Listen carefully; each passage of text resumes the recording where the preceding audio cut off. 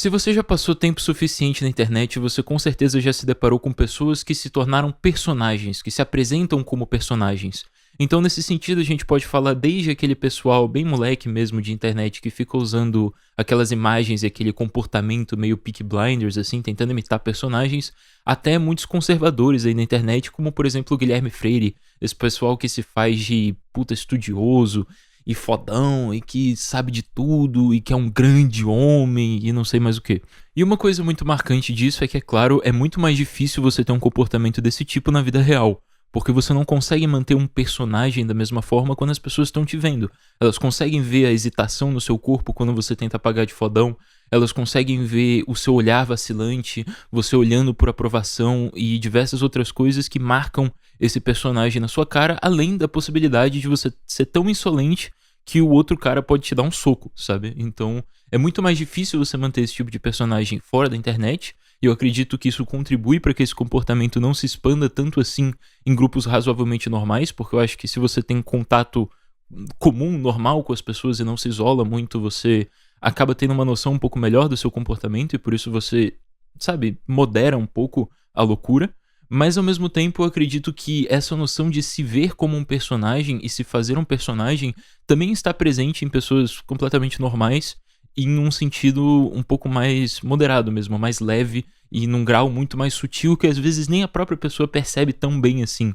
Percebe, claro, porque tem um elemento de consciência nisso, mas talvez não entenda o quão grave isso é. E é pra isso que eu tô fazendo esse vídeo, pra tentar explicar o quão grave é você se ver ou se colocar como um personagem e por que isso é uma coisa absolutamente destrutiva pra você mesmo internamente. Pra você conseguir entender exatamente o que é um personagem, pra você ser capaz de identificar isso na sua vida e pra eu conseguir agregar algo a você, primeiro é necessário que você entenda o que exatamente é uma persona.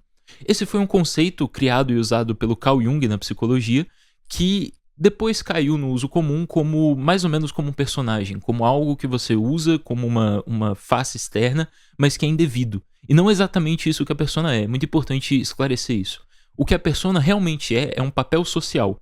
Então, a persona é construída em cima do eu, ou seja, crescendo, você tem determinados interesses, você tem uma determinada forma de ver o mundo, você entende as coisas de determinada forma, e com isso você desenvolve certas habilidades. E esse conjunto de cosmovisão, comportamento, habilidades, etc, etc, forma uma base para que você se apresente externamente. Só que isso não é uma coisa exclusivamente social no sentido, por exemplo, de um grupo de amigos. É também no sentido mercadológico mesmo. Então, a divisão do trabalho exige uma persona. E isso no sentido de que, por exemplo, se você é um médico, é esperado que você tenha determinadas habilidades, determinado comportamento, determinados valores, etc, etc. E a persona é a forma que você tem de encurtar a passagem, a transmissão dessa informação. De você mostrar para o outro que você tem isso simplesmente. E isso tanto para você adquirir determinada posição, quanto para você passar a mensagem de que você exerce ou é bom em determinada profissão, por exemplo. Então, se eu vejo um sujeito que é muito cruel, por exemplo, ou não presta muita atenção nas pessoas, não é uma pessoa muito amigável, se eu tenho a informação de que ele é um médico, eu posso, talvez, supor que ele seja um mau médico. Então, para você entender isso em termos bem práticos, imagina o seguinte: você está num consultório, você precisa ir no médico, e dois médicos entram na sala e você precisa escolher um deles. Um deles é uma pessoa bastante aberta, bastante comunicativa, chega ali com seu jaleco branco, estetoscópio. Pense nisso, inclusive. Você com certeza imaginou esses dois médicos de jaleco branco e estetoscópio. Mas beleza. O primeiro médico tem tudo isso, todos esses elementos participativos do que nós geralmente imaginamos como sendo um médico. E o segundo deles entra com uma roupa mais casual, parece um pouco mais fechado, te dá um cumprimento meia boca, dá um aperto de mão meio fraco. É um cara meio... Talvez você não veja ele como uma pessoa tão confiável, entende? Então, qual dessas duas pessoas você vai escolher para ser o seu médico? Normalmente se escolhe o primeiro, porque ele parece passar mais a imagem que um bom médico normalmente passa. Isso é a persona. O primeiro médico tem a persona do médico e o segundo não tem tanto dela. Então, a função da persona do médico é justamente essa, a de passar confiança, a de passar a sensação de que um paciente pode contar pra ele tudo o que ele está sentindo, os sintomas dele, etc. E às vezes até coisas constrangedoras. A sensação de confiança de que aquele médico vai ser capaz de agir, vai ser capaz de fazer alguma coisa por ele caso essa pessoa venha a estar numa situação pior, entendeu? Então, o médico precisa passar isso e isso é passado através da persona. Então, beleza. Baseado em tudo isso, o que é um personagem? Um personagem é basicamente uma persona sem uma função externa. E não me entenda errado, o personagem desempenhado pela pessoa tem uma função, mas é uma função que corresponde não ao mundo exterior, não a passar uma mensagem para as outras pessoas, não a viver em sociedade, mas a corresponder a um problema interno do sujeito. E é por isso que é problemático, porque quando você joga os seus problemas internos pro mundo, você não está se comportando como um ser humano. Você está sendo problemático. Isso é o que é uma pessoa problemática, uma pessoa que traz problemas. Então, quando você se comporta como um personagem, é isso que você está fazendo. Mas como surge um personagem? O personagem basicamente surge quando determinado sujeito tem determinadas lacunas na própria personalidade, na própria noção de eu, no seu caráter, por exemplo, na sua situação ou o que quer que seja, e por isso ele tenta preencher esses problemas que ele tem com algo. Só que existem formas construtivas de você preencher essas lacunas dentro de si. Mas o problema é que elas são difíceis, porque toda vez que você tenta se alterar para o melhor, você precisa destruir algo que estava estabelecido ali, ou então simplesmente construir alguma coisa que é a formação de um novo caráter, né? É você tentar se guiar por aquilo que é bom, é você tentar construir virtudes, você tentar construir uma melhor forma de encarar o mundo. Só que isso exige uma reeducação de si mesmo, isso é uma coisa complicada de se fazer. Para isso, o personagem existe como um atalho, uma forma de você preencher suas lacunas se colocando como alguém que você não é, para que você consiga passar uma mensagem falsa para os outros, assim correspondendo à sua lacuna interna de uma forma falsa, entende? Então eu vou dar um exemplo aqui de uma coisa que eu já vi bastante de um sujeito que eu vou chamar de Joãozinho. Joãozinho tem um problema com certas situações sociais. Ele não é muito bom em captar as sutilezas das situações e por isso ele não consegue corresponder a elas. Então, por exemplo, Joãozinho, quando vai pra escola, é zoado pelos amiguinhos, mas Joãozinho não sabe muito bem como responder em piada, ou simplesmente ele leva tudo aquilo pro pessoal. Então, quando zoam Joãozinho, ele não entende muito bem o que tá acontecendo, ele fica um pouquinho confuso, ele não sabe zoar de volta, não sabe brincar, e aí ele fica chateado. E deixa passar, mas guarda aquela chateação, aquele incômodo dentro dele. E aí, em determinado momento, Joãozinho explode. Então, Joãozinho ou simplesmente não corresponde à situação, ou ele está lidando de uma forma exacerbada com aquela situação que se apresenta a ele. E por isso, Joãozinho percebe que ele tem uma lacuna. Nossa, eu não sei lidar com determinadas situações sociais. E Joãozinho assiste Peaky Blinders. E Joãozinho vê Thomas Shelby sendo extremamente frio e calculista e lidando com todas as situações com absoluta maestria da situação. E como que ele faz isso? Sendo um personagem, porque é fictício. É uma série da Netflix. E Joãozinho vê isso e os olhos dele brilham. Joãozinho olha pra tela e fala: é isso. Se eu conseguir ser assim, acabou. Esqueça tudo. É assim que eu tenho que ser. E Joãozinho vai pra escola no dia seguinte e ele começa a agir que nem o Thomas Shelby. Ele começa a olhar pras pessoas de canto de olho. Ele começa a ficar quieto e tentar se fazer frio. E Joãozinho é patético, porque todo mundo percebe que não é assim que uma pessoa de verdade se comporta. Não é assim que o mundo funciona. Mas Joãozinho está desempenhando o personagem, e com isso ele busca corresponder à lacuna dele, que é não ser capaz de lidar com certas situações sociais. Só que isso não só adere ao comportamento presente, momentâneo do Joãozinho, mas também à sua imaginação. Porque isso é essencialmente um elemento imaginativo. É a imaginação, a fantasia de que todos os seus problemas serão resolvidos se você simplesmente aderir a uma posição pronta. Então, quando você começa a pensar em situações que ocorreram no passado, em como lidar com elas se elas vierem a acontecer no futuro novamente, você que aderiu a um personagem começa a pensar nos termos daquele personagem. E aí você percebe que o seu processo de reflexão e mudança de ação e melhoramento, ele é inibido. Porque tudo é preenchido pelo personagem. Então, você perde aquilo que seria capaz de te levar para um real desenvolvimento de si mesmo, para que você consiga superar aquele problema que você tem. Porque você fugiu desse problema, é uma fuga através dessa tentativa de preencher as lacunas. Então, esse processo de reflexão é completamente inibido. E aqui a gente entra numa outra questão que é colocada pelo Carl Rogers, que é a questão da formação do self. Ou, nas palavras do Rogers, o processo de tornar-se pessoa. Isso é apresentado no livro Tornar-se Pessoa. Mas o Rogers coloca ali que o processo da formação do eu, o processo de você se tornar quem você é, ou formar o seu eu frente ao mundo, que é uma coisa essencialmente livre e pessoal, é um processo que parte não somente da experiência, mas daquilo que o Carl Rogers chama de vivência. Então a experiência é mais tomada como aquilo que tomamos no linguajar comum como experiência. Você vive as coisas, você tem as sensações, as informações, a memória e tudo mais. Só que a vivência é o aproveitamento que você faz disso. É a forma como você se coloca de maneira pessoal na situação em que você está. Então isso envolve a narrativa que você tem sobre a situação, a narrativa que você tem sobre si mesmo, o quão genuíno você está sendo sobre aquilo que você experiencia, como você absorve aquilo que aconteceu, como você transforma isso em informação, em reflexões, em cosmovisão e tudo mais. E perceba, isso passa por um processo de reflexão e um processo de participação na situação que você viveu. É com isso que você tem efetivamente uma vivência. E nesse sentido, a experiência é matéria bruta. A vivência é o que realmente importa. Então perceba que quando o sujeito adota para si um personagem, o que ele está fazendo não é simplesmente destruir o seu avanço naquela questão que ele tentava suprir quando ele criou o personagem. Ele também destrói muitos dos seus avanços subsequentes. Ele destrói muito da sua própria autenticidade, da própria formação do seu próprio self e da sua própria cosmovisão quando ele faz isso. Porque ele não só destrói as reflexões sobre aquele tema, mas ele começa a encarar o mundo sob a ótica daquele personagem. Ele começa a olhar para o mundo pensando, o que o Thomas Shelby faria? Entende?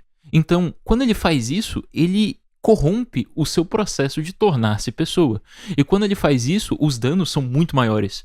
Esse é um problema que se alastra para toda a sua personalidade, para toda a sua vida. E é claro, é possível que determinado sujeito mantenha isso na internet, mas não mantenha isso com o mesmo grau de intensidade na vida real, né, no exterior. Mas mesmo assim, aquilo participa dele, em maior ou menor grau.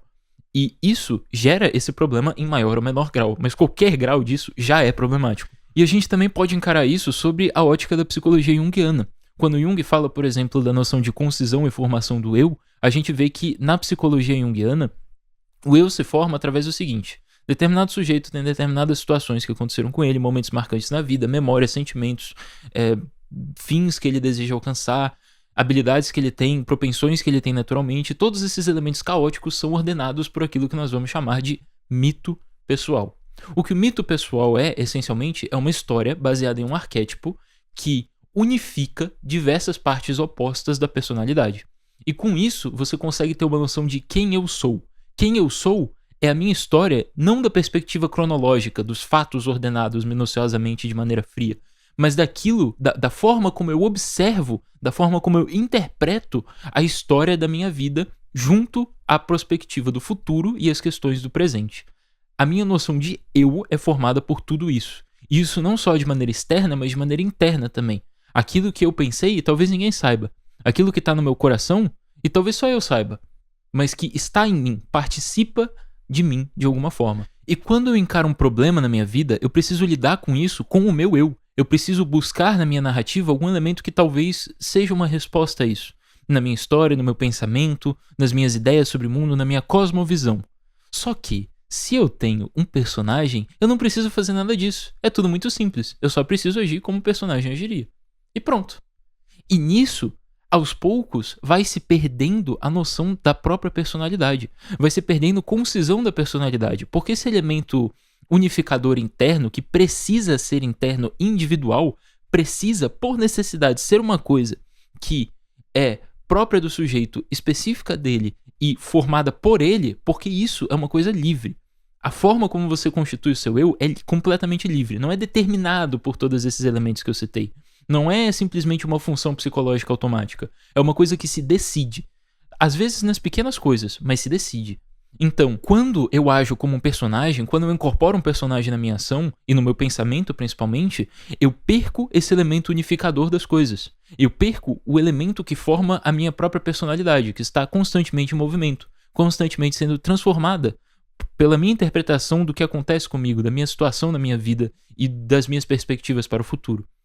E com isso, se perde muita coisa. Se perde realmente a própria noção da personalidade. O personagem, aos poucos, começa a substituir você mesmo. Você se perde no personagem, que é uma expressão que é bastante usada, e ela descreve exatamente isso. E uma coisa bastante importante de se notar aqui é que quando você adere a um personagem, você não só perde o resultado final desse processo de atualização e de formação do self, mas você enfraquece também, não perde completamente, mas enfraquece a própria capacidade de exercer esse elemento unificador de concisão da personalidade.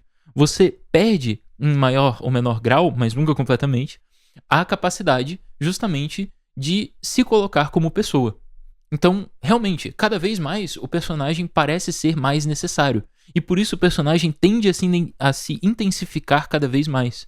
Ele tende a tomar mais e mais controle sobre você, através da sua própria permissividade, da sua própria fraqueza em lidar com a vida e consigo mesmo. Mas depois de tudo isso, depois de todo esse esforço desesperado de fugir dos próprios problemas, de varrer tudo para debaixo do tapete e não pensar nessas coisas, será que pelo menos você conseguiu escapar dessa sensação negativa que você tanto temia? E a resposta, é claro, é sempre não. Porque é impossível mentir para si mesmo. Porque você é um ser humano, você tem consciência, você tem uma alma, inclusive. Acredite você ou não, tá tudo bem. Mas você não consegue mentir para si mesmo porque você ainda é dotado de consciência. Então, quando você deita a cabeça no travesseiro no fim do dia, quando você finalmente se faz vulnerável a si mesmo, quando você para pensar nas questões que realmente te afligem, é claro que você vai ver que não houve uma solução. Aqueles problemas ainda te atormentam. O sujeito inseguro, o Joãozinho, do exemplo lá atrás, ainda pode deitar a cabeça no travesseiro e pensar: será que meus colegas realmente acreditaram no que eu falei? Será que eles realmente compraram o meu personagem?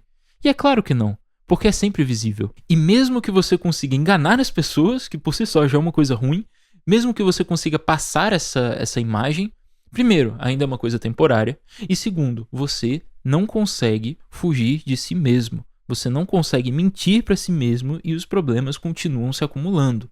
Se você varre tudo para debaixo do tapete, o problema ainda tá lá, a sujeira ainda está debaixo do tapete. E conforme você vai fazendo isso, você vai varrendo a sujeira para debaixo do tapete, a sujeira vai se acumulando.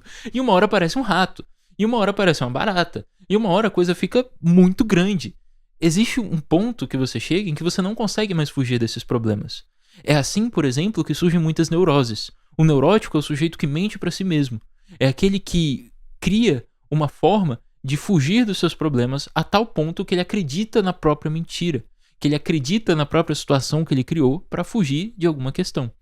E nem toda neurose surge exatamente assim, mas muitas surgem. Então, isso é um caminho possível, inclusive, para doença mental. Então, muitas vezes, o neurótico lá na ponta tem sintomas que nem ele entende mais, ele tem problemas que nem ele sabe de onde vieram, e quando ele vai buscar uma solução, é uma coisa muito mais difícil de se encontrar, porque tanto foi acumulado em cima daquela sujeira inicial que você já nem sabe mais qual é o problema. E já tem tantos problemas que às vezes aquele problema já passou, mas você ainda está vivendo sobre aquilo.